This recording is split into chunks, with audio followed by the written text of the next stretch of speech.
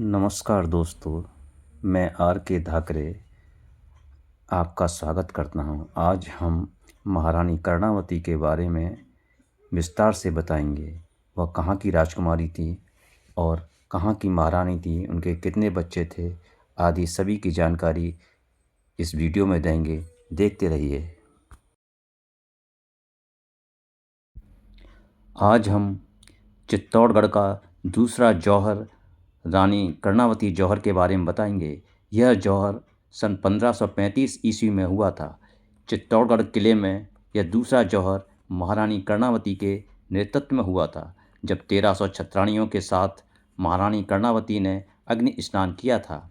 दुर्दांत आक्रमणकारी सुल्तान बहादुर शाह ने जब चित्तौड़ पर हमला किया, किले की रक्षा करते हुए योद्धा बाघ सिंह और अन्य क्षत्रिय वीरों ने केसरिया बाना पहनकर साका किया और छत्राणियों ने महारानी कर्णावती के साथ जौहर किया। अगले वीडियो में चित्तौड़गढ़ के तीसरे जौहर के बारे में चर्चा करेंगे।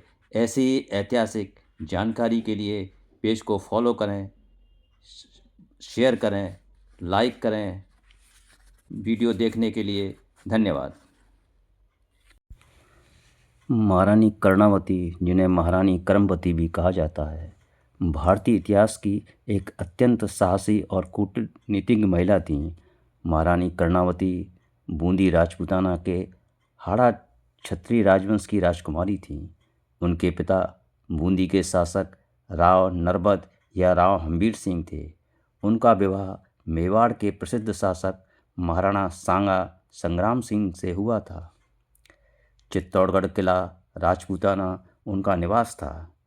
चित्तौड़गढ़ किले के विशाल परकोटे में भीतर राणा सांगा महल, राणा सांगा पैलेस के अवशेष आज भी मौजूद हैं, जहां वह अपने पति राणा सांगा के साथ निवास करती थीं। जौहर के समय उनकी उम्र 35 से 45 वर्ष के बीच रही होगी। इतिहास में उनकी सटीक जन्म तिथि का उल्लेख मिलना कठिन है। चित्तौड़गढ़ किले में दूसरा जौहर अनुमानतः 1535 ईस्वी का है। उस समय राजमाता की भूमिका में थीं और उनके पुत्र अभी युवा बालक थे। महाराणा सांगा और महारानी कर्णावती के 2 पुत्र थे। राणा विक्रमादित्य, जो राणा सांगा के बाद मेवाड़ के शासक बने, हालांकि उनका शासनकाल काफ़ी उथल पुथल भरा रहा। राणा उदय सिंह द्वितीय, ये वही उदय सिंह हैं जिन्होंने बाद में उदयपुर शहर बसाया। महारानी कर्णावती महाराणा प्रताप की दादी थीं। महारानी कर्णावती न केवल एक पत्नी और माँ थीं, बल्कि एक कुशल योद्धा और राजनीतिज्ञ भी थीं। जब युद्ध में उनके पति राणा सांगा का देहांत हो गया और उनके पुत्र छोटे थे, तब उन्होंने मेवाड़ राज्य की कमान संभाली। 1533-34 में जब गुजरात के सुल्तान बहादुर शाह ने चित्तौड़ पर आक्रमण किया, तो रानी ने खुद रणनीति बनाई, तलवार लेकर किले की रक्षा की कूटनीति का नेतृत्व किया। एक रोचक तथ्य, गढ़वाल उत्तराखंड की भी एक रानी कर्मावती हुई हैं, जिन्हें नाक काटने वाली रानी नक्की रानी कहा जाता है, क्योंकि उन्होंने मुगल सेना के सैनिकों की नाक काट दी थी।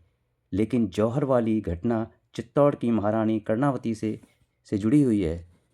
चित्तौड़ किले का जौहर कुंड भारतीय इतिहास के सबसे साहसी और भावुक अध्यायों का साक्षी है। रानी कर्णावती द्वारा किया गया यह बलिदान चित्तौड़ के इतिहास का दूसरा जौहर 1535 ईस्वी कहलाता है। चित्तौड़ के किले में विजय स्तंभ के पास एक विशाल मैदान है, जिसे महासती स्थल कहा जाता है।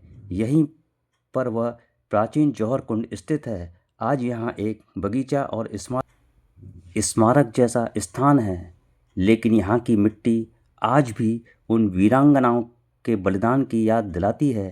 रानी कर्णावती के नेतृत्व में किले की लगभग 13,000 छत्राणियों ने एक साथ जलती अग्नि ज्वाला में कूदकर अपने सम्मान सतीत्व की रक्षा की।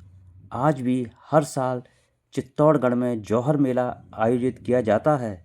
यहाँ लोग दूर दूर से उन वीरांगनाओं को श्रद्धांजलि देने आते हैं। यह स्थान केवल एक खंडर नहीं बल्कि स्वाभिमान का प्रतीक माना जाता है।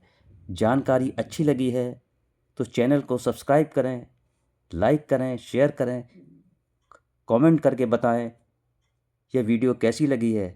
ऐसी ही ऐतिहासिक वीडियो के लिए हम मिलते हैं। जौहर जो तीसरा जौहर चित्तौड़गढ़ में हुआ था उसके बारे में विशेष जानकारी देने के लिए धन्यवाद।